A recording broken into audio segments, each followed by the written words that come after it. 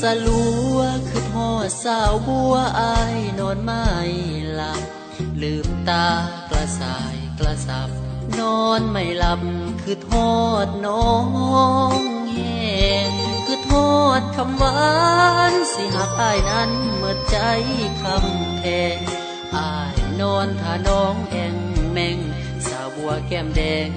น้องสร้างตัวอาย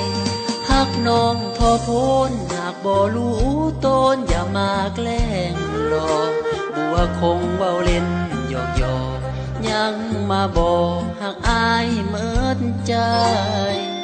ลืมอายแล้วตีกินโกกุจีต้มปลาคอใหญ่น้องสร้างมาเฮ็ดอายได้ไปพ่อผู้ไม่ลืมอายคนเก่าลืมน้องลืมหมดแล้วคำมันใส่บอกสิบ่ลืมกันเป็นอย่างบ่จื้อคำเว้าน้องลืมถ้วยป่นจิ้มผักกระโดนลวกผักกระดาวน้องจากใจอ้ายแห่งเงาวอนสาวน้องจงคืนนาฟ้ามือสลัวขอให้สาวบัวนั้นจงคืนกลับวอนลมช่วยเป่าช่วยขับวอนบัวกลับเถิดน้อ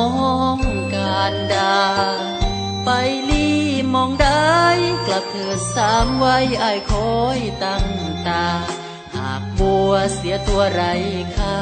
อายสิเป็นยารักษาแผลใจ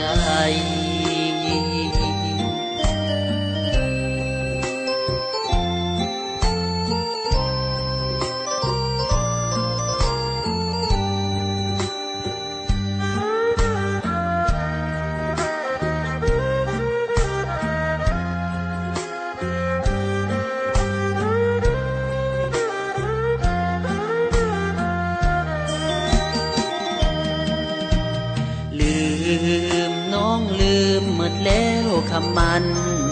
ใส่บอกสิบ่ลืมกันเป็นอย่างบ่จื้อคำเว้าน้องลืมถ้วยป่นจิ้มผักกระโดนลวกผักกระดาวน้องจากใจอ้ายแห่งเงาวอนสาวน้องจงคืนนาฟ้ามือสลัวขอให้สาวบัวนั้นจงคืนกลับวอนลมช่วยเป่าช่วยขับวอนบัวกลับเถิดน้องการดา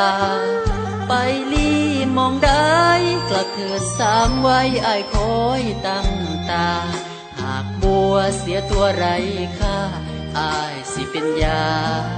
รักษาแผล